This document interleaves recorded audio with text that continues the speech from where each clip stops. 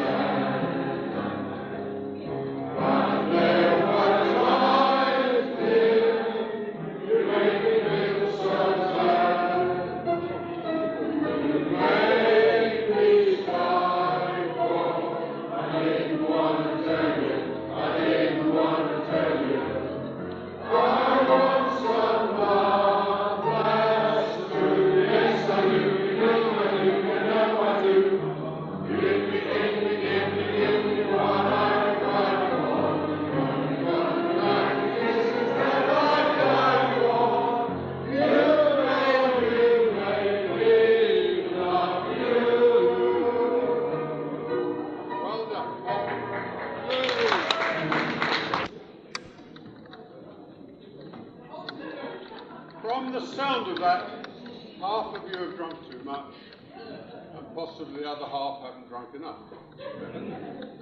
Now, we've had many new faces for you tonight. Mind you, the rest of her is fairly old. So, for her second appearance tonight, I give you that curvaceous monologist to tell you the story of the ickle baby, Miss Linda Kingsley.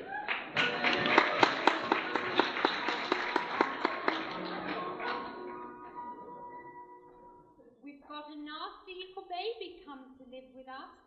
I think it really isn't fair the way they make a fuss about a thing what's got no sense and hardly any hair and isn't half as pretty as my ickle teddy bear.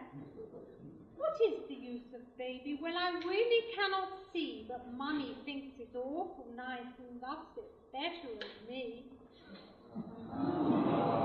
I've been so very lonely since that nasty baby came. I'm sure that things will never, ever, ever be the same. Why, when it cries, they run to cuddle it and see if anything's the matter, or perhaps it wants its tea. They spoil it, something awful. They don't care about me at all. I think I'll throw that baby right across our garden wall.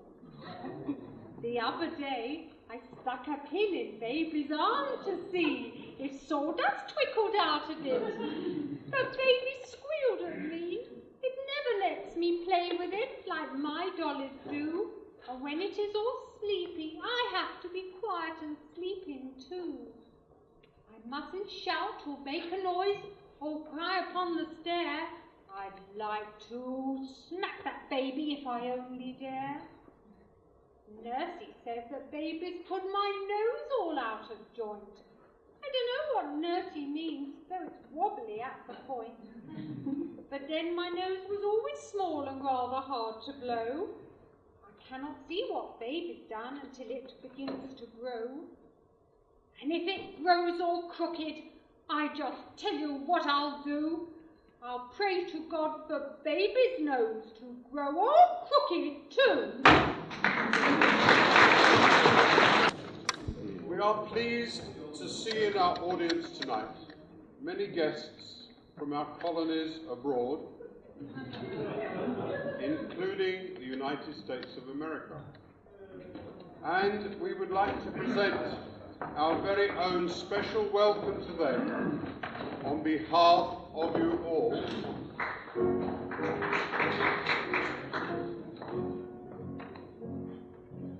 John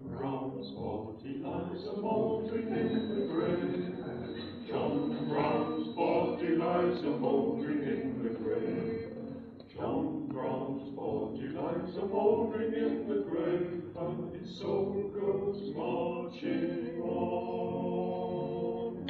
Glory, glory, hallelujah. Glory, glory, hallelujah. Glory, glory, hallelujah. And his soul goes marching on.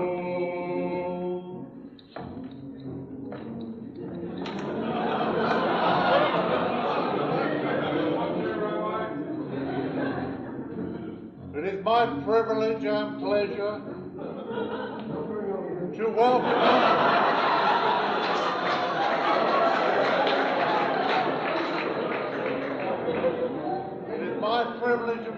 to welcome our guests and friends from the United States of America.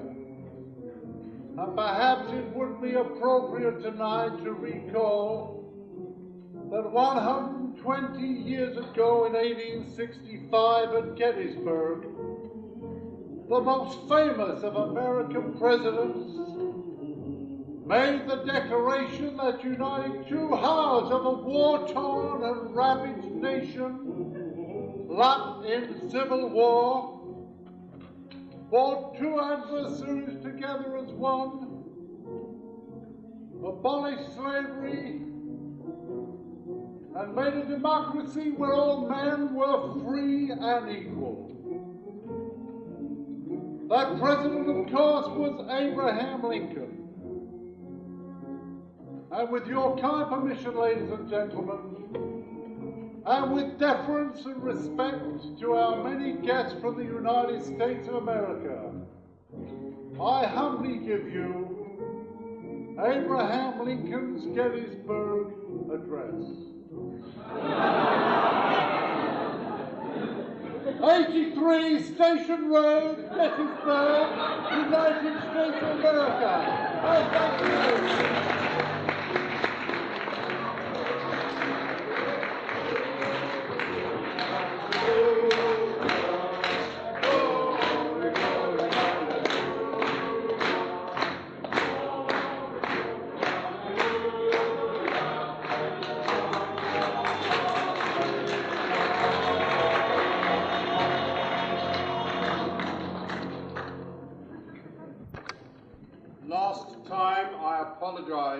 To Noel Cowan, and for his second appearance tonight, we give even more apologies to Gerard Hoffman.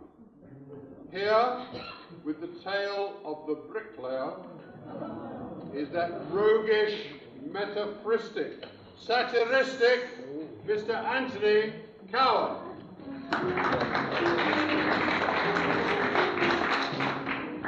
A striking example of keeping the upper lip stiff was shown in a recent edition of the weekly bulletin of the Institute of Civil Engineering Contractors in the form of this letter from a Golders Green bricklayer to the employers for whom he worked.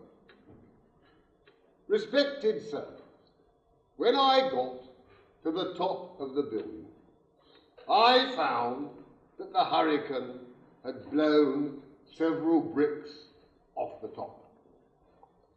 So I rigged up a beam and a pulley with a line and hauled some bricks to the top to repair them. When I had finished repairing the building, there was a lot of bricks left over. So I hauled up the barrel and filled it full of bricks, having carefully secured the line at the bottom. I came down to the foot and cast off the line. Unfortunately, I forgot to let go.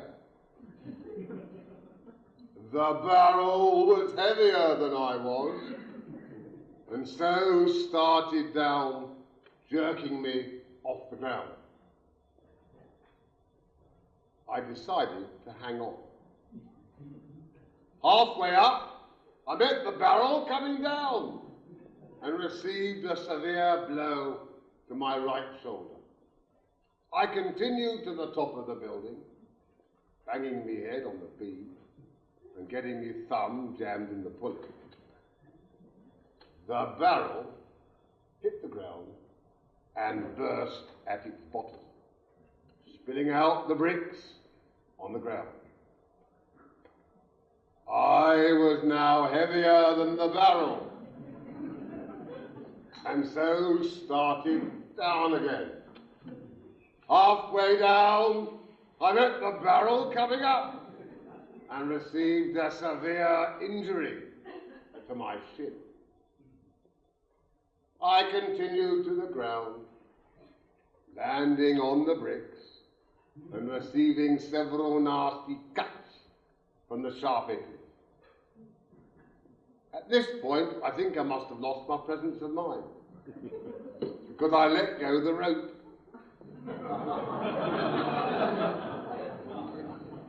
The barrel was heavier than the rope and started down at fast speed, hitting me on the head and putting me in hospital. Sir, I respectfully request sick leave.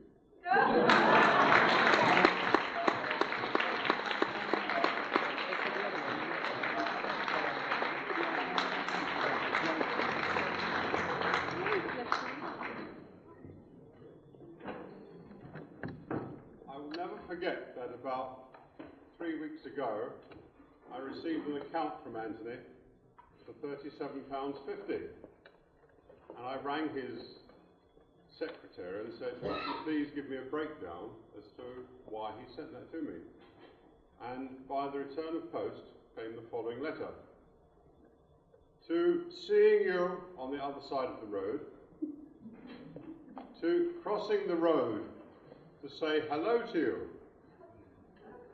Having crossed the road, I found it wasn't you. I therefore crossed back to the first side of the road, £37.50.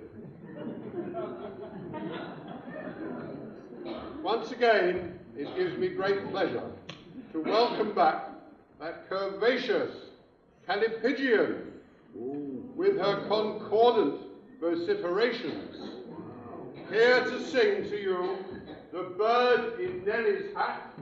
I give you Miss Jan Kosky.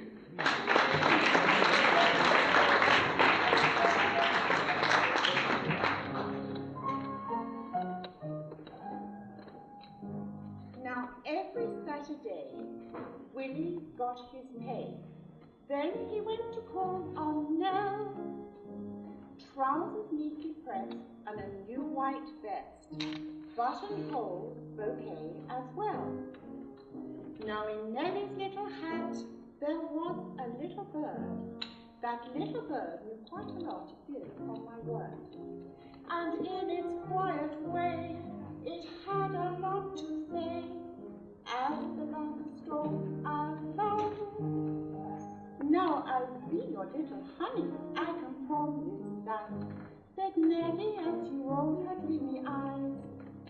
It's a shame to take the money, said the bird in Nellie's hat. Last night she said the same to Jimmy Wise. Then to Nellie Willie whispered and they fondly kissed. Now I bet that you were never kissed like that. Well, you don't know Nellie like I do, said the saucy little bird on Nellie's hat.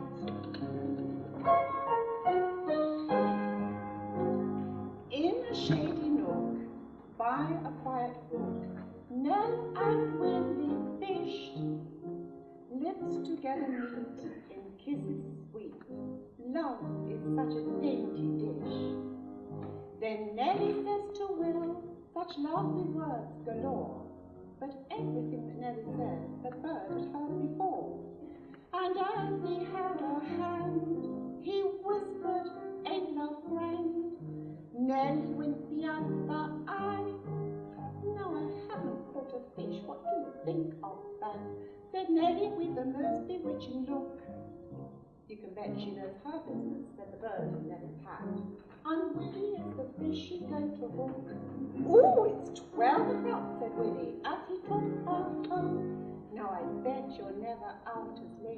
that. Well, he don't know Nellie like I do, said the saucy little bird on Nellie's hat.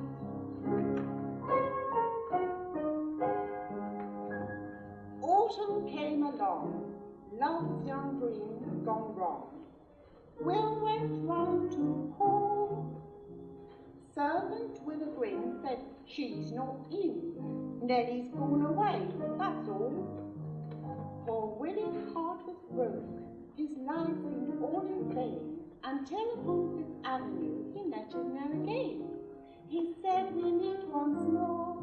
She said, love's dream is o'er. But we can be real good friends. And I'll keep your presents, honey, just for old time's sake, said Nellie as she rolled her dreamy eyes. She's fixed him good and plenty, said the bird in Nellie's hat. Oh, Willie, Willie, when will you be wise? Yes, but how about the diamond engagement ring? Of course, said Willie, you'll return me that. Well...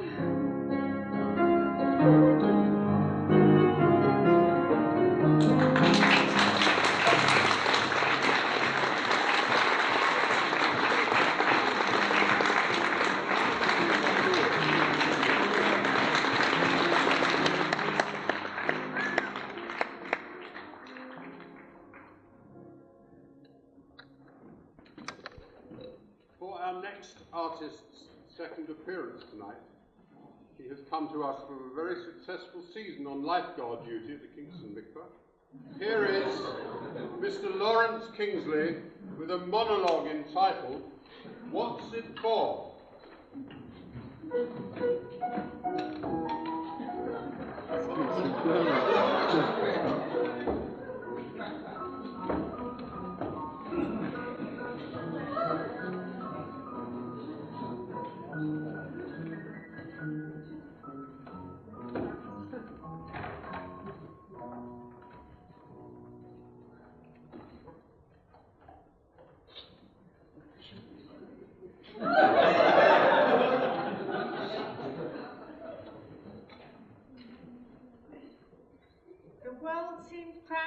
Fit to bust with things I mustn't do.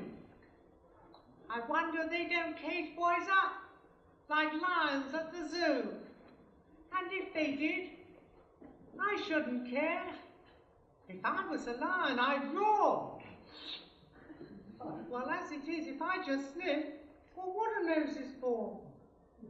Yesterday, I got so mad I had to tease our cat. I pulled her tail and made her squawk, meow, right out loud like that. They sent me straight to bed.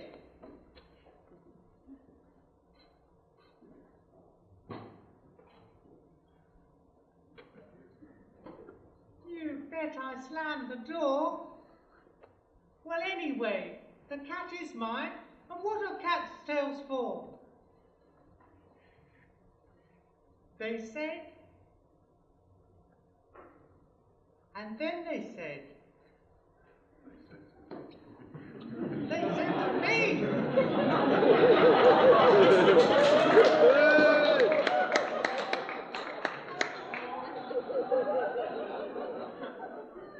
Now be quiet, do, while Grandpa has his doze. I never made a bit of noise, but he did with his nose. So I just splashed some ink at him to teach him not to snore. So then there was another row. Well, what are bald heads for? I had a great big apple. I bought it for a penny. They said, now give little sister some because she hasn't any. And so I gave her all the picks, the maggots and the core. And then they said, you greedy boy. Well, what are sisters for? I'm always asking questions, the sort that start with why. I want to know how hens lay eggs and how the birds can fly. I want to know about babies. There's one called twins next door. I believe it's got a head both ends. I wonder what that's for. Oh dear, I don't know what to do. scribbled on the wall. I've been and let the hens all loose. I've made holes in my ball. I've turned on all the bathroom taps. It's running on the floor. And everybody's cross with me, but I don't know what for.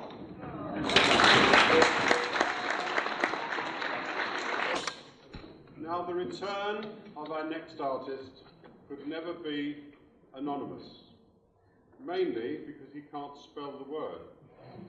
Perhaps self-conscious, quiet, introverted.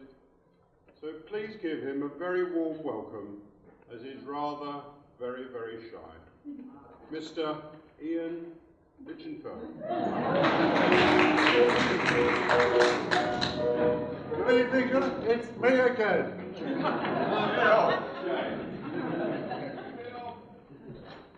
She stood on the bridge at midnight. Her lips were all a quiver. She gave a cough, her leg fell off and floated down the river. Now that poem's dedicated to my mother-in-law. Charming woman. Charming, very vindictive. Just come back from holiday. Caught rabies, been busy compiling a list of people she wants to buy. Find a lovely woman though. Let's be fair, we bought her a lovely chair for her birthday. Won't plug it in. But you see, she didn't want me to marry her daughter. She thought I was effeminate. Hardly next to her I am.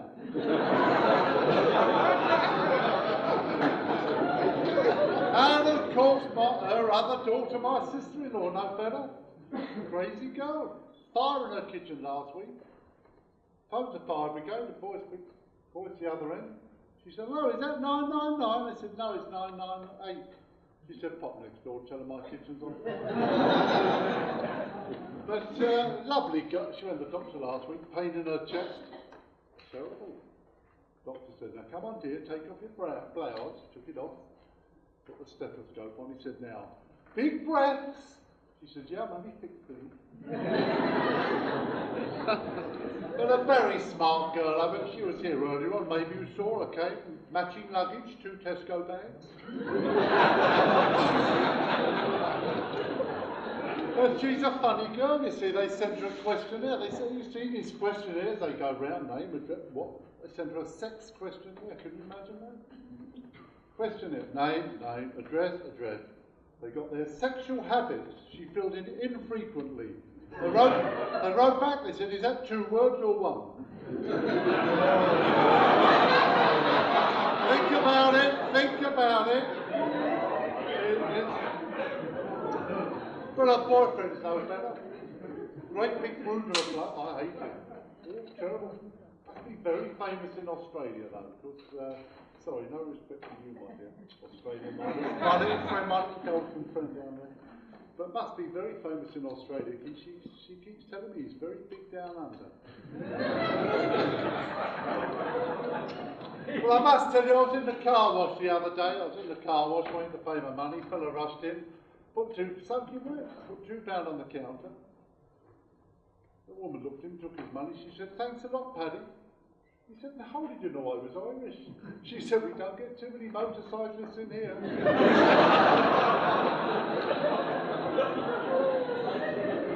Now the Englishman, Irishman, and a Chinaman go for a job on a building site.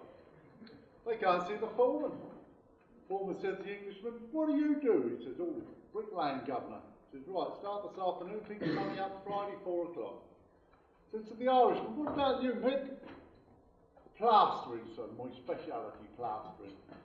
He said, "Right, start this afternoon, pick your money up 4 o'clock, Friday." Turns to the Chinaman, he said, "What about you?" He said, "Oh, odd job. I got any odd job going at all." He said, "Right," he says, "we'll put you on supplies. You'll start this afternoon, pick your money up Friday, 4 o'clock. Friday, 4 o'clock, come standing in the foreman's office. Englishman there, Irishman there. The foreman says, "Suppose you come for your wages." He says, "But where's your mate?" Just then the Chinaman jumps out from behind the box. He goes, "Supplies, supplies!"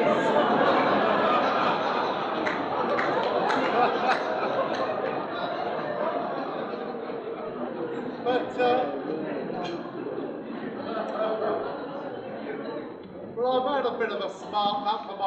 not bad. Very nice. I got an Italian barber, you know. Actually, I must tell you, because I went away recently and had to look a bit, with a few of the community here, had to look a bit smart. I went to my barber, Italian fellow. I said, now I'm going away on holiday, nice haircut, so I'm going to Italy. Italy, you've got, oh, it'll be wonderful. I said, yeah, I'm going for the weather. Weather must be so. Weather in Italy, when you go, August, too hot, very hot, the people drop like flies, sweat before it knows it. So I said, well, never mind, I'll make the best of it. I said, well, never mind. I said, I'm looking forward to the food. Spaghetti and the pasta. Spaghetti, pasta, garlic. You have a bad stomach, you will all the time. Oh, it's no good. I said, well, never mind. So I'm going to Rome, and I'm going to lovely in Rome. I said, let's go to St. Peter's place. See the Pope, St. Peter's Square. See the Pope, he's marvellous. He said, what are you doing? There'd be 500,000 people in the thing. They all want to see the Pope. Do you think the Pope's going to come out? Well, I hope you will, anyway, I'll make the best of it. Anyway, I came back and I went there again. He said, well, how was the holiday? He said, what about the weather? I said, you're right, bloody hot, sweat pouring off, dropping like flies. He said, I told you so. He said, and what about the food? The food? Upset stomach, on the pills, bad, bit of a hooey. He said, no good, you see. He said, I told you, he said, the food is not, he said, and Rome at St. Peter's Square, probably, but you don't eat it. He said, I said, what a funny thing there. I said, you're wrong. You see, St. Peter's Square, 500,000 people looking up there, the Pope comes out, the Dominus Starfield, very nice, you know. All of a sudden he starts to walk down with the papal guard. He said, what are you saying? I'll never come down. Don't tell me I was there, I was 500,000 witnesses. He comes down, papal guard, down, right in front of me. He says, you're joking. I said, no, true, I'm here. He walked right up to me. All those people, he walked up to you. Yeah, of course he did. Put his hand on my shoulder. And he spoke to me. He said, what did he say? He said, where'd you get that bloody terrible haircut? Thank you, ladies and gentlemen.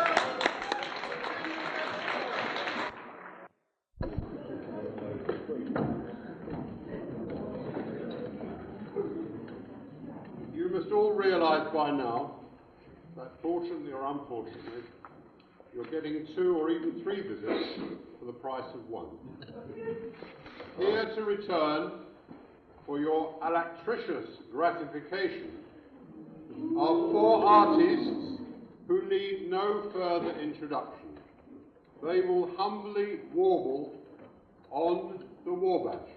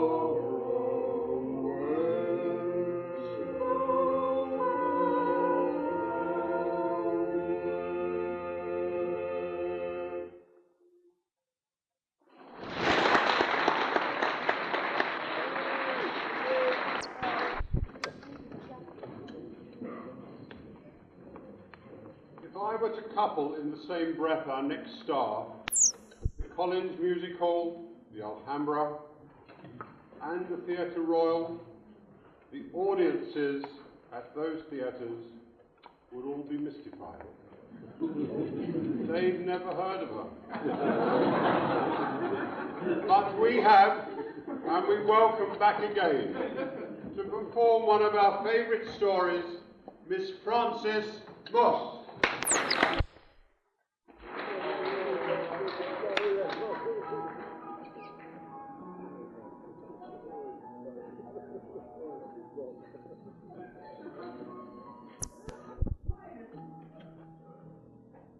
Two little girls in red went upstairs to bed. One had a mouth like this, and one had a mouth like this. Let's blow the candle out. Let's blow the candle out. Here, let me try. I can't blow the candle out. Here, let me try. I can't blow the candle out. Let's call up Mum. Let's call up Mum. Up comes Mum with a mouth like this. What's all the fuss about? Can't blow the candle out. Can't blow the candle out. Here, let me try. I can't blow the candle out. Can't blow the candle out.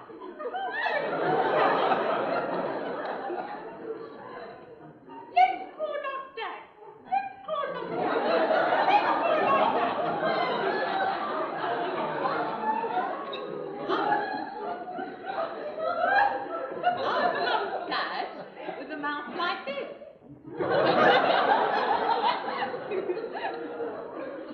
What's all the fuss about?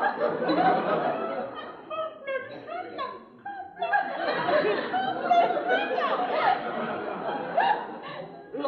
let me try. I can't blow the candle out.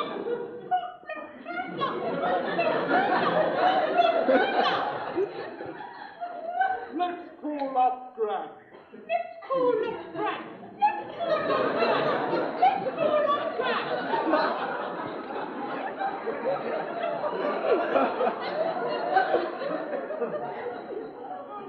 Up comes Gran with a mouth like this.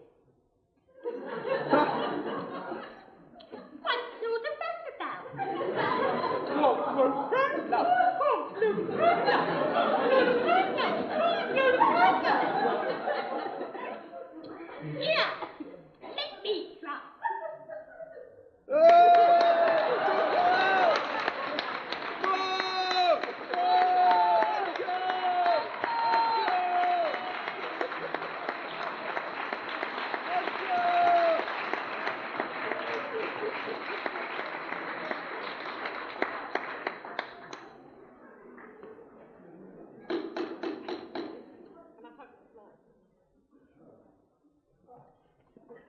I'm sitting on the doorstep and I'm eating bread and jam.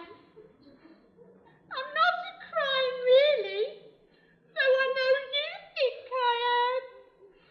The other children playing and they said they don't want me because my legs is very little and I can't run fast, you see. So I'm sitting on the doorstep. And I'm eating bread and jam. I'm not crying really, though I know you think I am.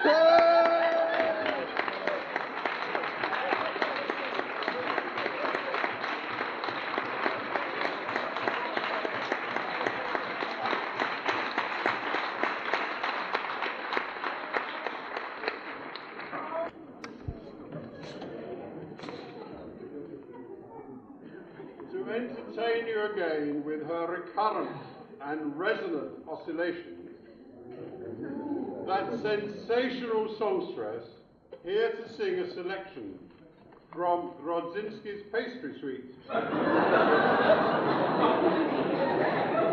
And one song in particular, number 10 on your programme, which is called Josjhua.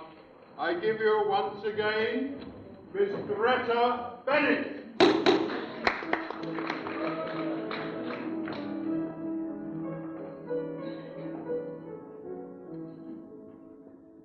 Josjhua courted Miss May. To be correct, I should say. She courted him, for he was so shy, would never say boo, although no one knew why.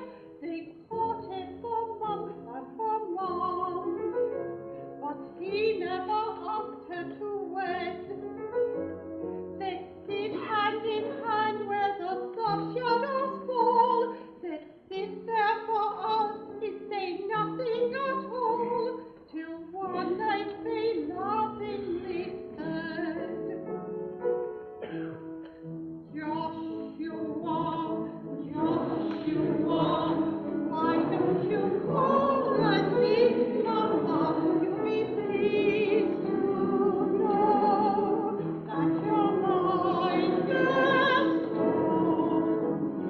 Josjhua, Josjhua, nicer than lemon, Josjhua. Yes, my Josjhua, Josjhua, Josjhua said he would call, but hadn't meant to at all.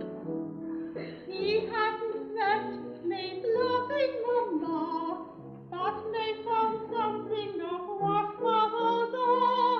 Each night he walked May to her gate, but never would venture inside.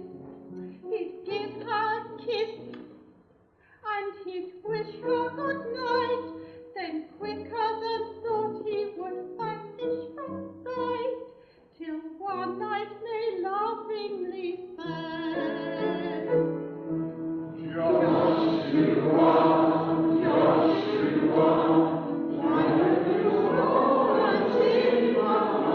You'll be pleased to know that your mind is full. Josjhua, Josjhua, nicer than lemons, Josjhua. Yes, my Josjhua,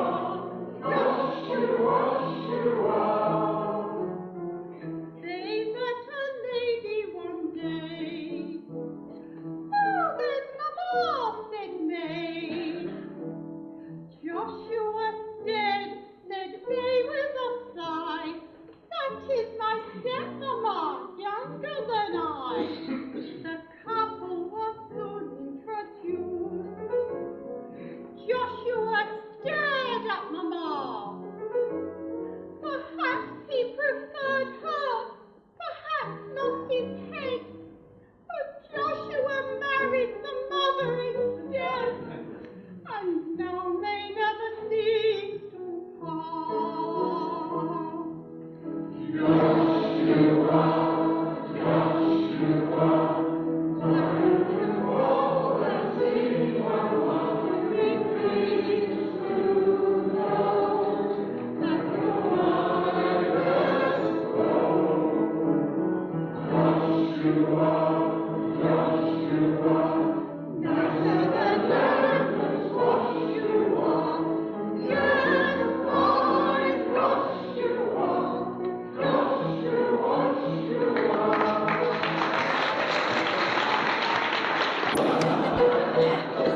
The night you died, I cut it off. I really don't know why.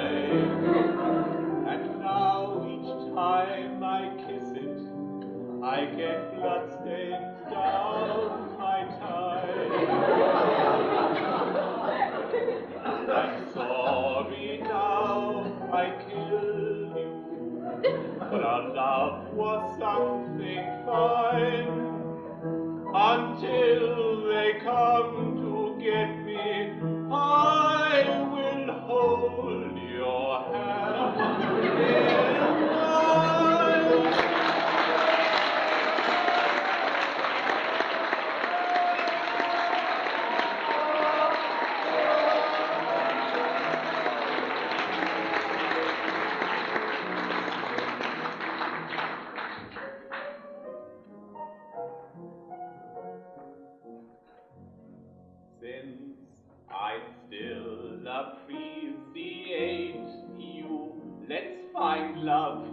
while we may, because I know I'll hate you when you are old and gray.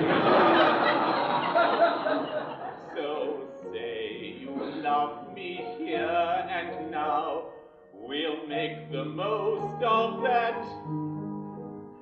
Say you love and trust me, 'cause I know you'll disgust me when you're old and getting fat. An awful debility, a lessened utility, a loss of mobility is a strong possibility.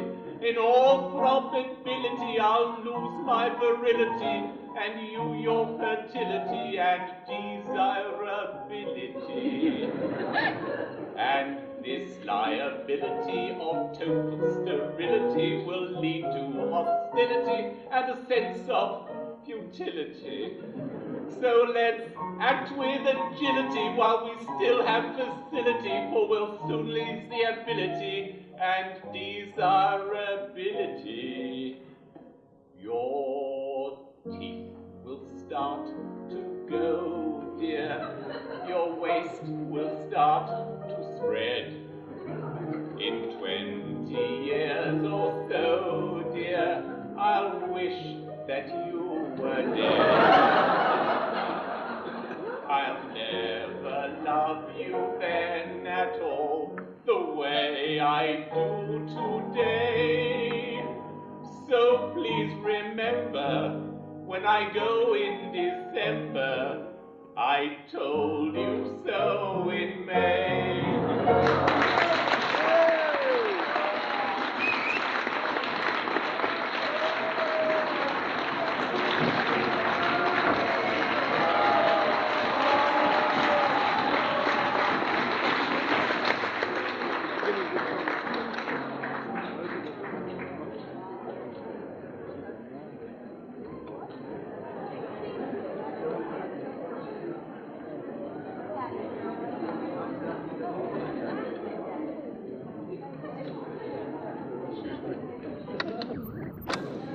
Ladies and gentlemen, all good things must come to an end. And I'm afraid that I've run out of adjectives, expletives, and artists. After 10:30, they all want time and a half. We, of course, have no special stars in our show, so to be fair to them, I'm going to ask them to come on and say goodbye in order of height.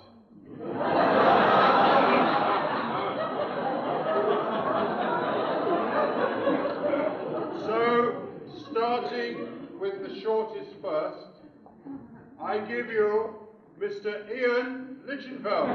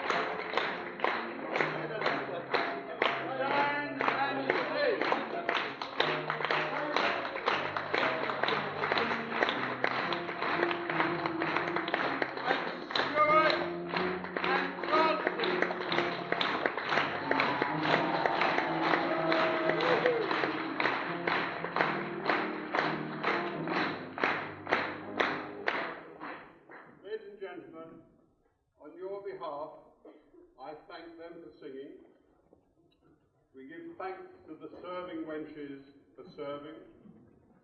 Loud, loud, loud applause for Jane.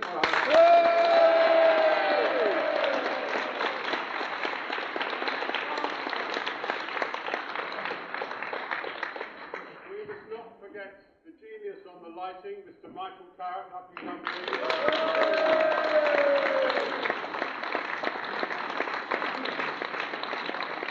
Behind the woodmen there lies another man, Mr. Ronald Bennett, wherever he's hiding. He's out front somewhere. Well done.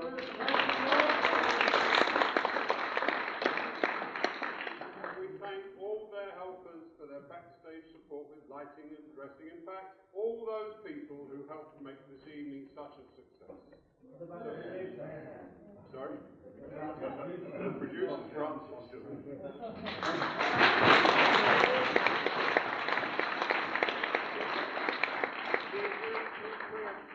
Anyway, finally, to you, the audience, for coming along and supporting us. Ladies and gentlemen, we thank everyone tonight, but I think we must remember the man who coordinated 25 acts and produced this extravaganza, kept the whole thing together, Mr. Greta.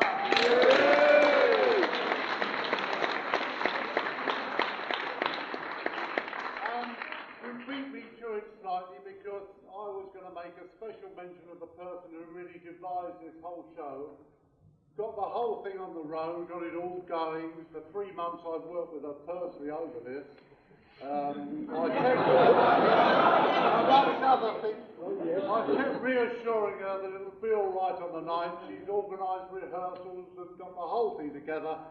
Another round of applause. Frances Marsh.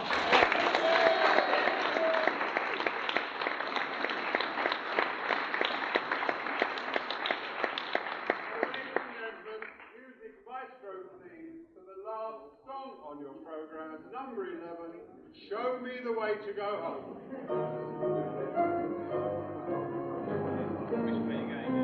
Show me the way to go home. I'm tired and I want to go to bed. I had a little drink about an hour ago, and it's gone right to my head. Wherever I may roam, on land or sea or home, you will always hear me singing this song. Show me the way to go home.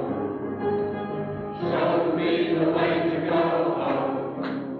I'm tired and I want to go to bed. I had a little drink about an hour ago, and it's gone right to my head.